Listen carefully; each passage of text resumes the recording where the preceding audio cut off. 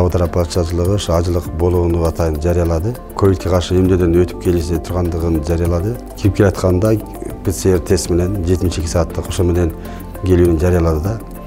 Бүгүнкү күндө биз Кыргызстан боюнча атайын жарыя берип, бизге 2766 квота берилген.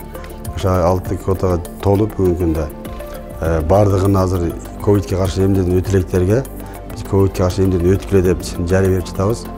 Бүгүнкү күндө азыр бардык ошо даярдык иштери, эмдөө иштери болуп жатат.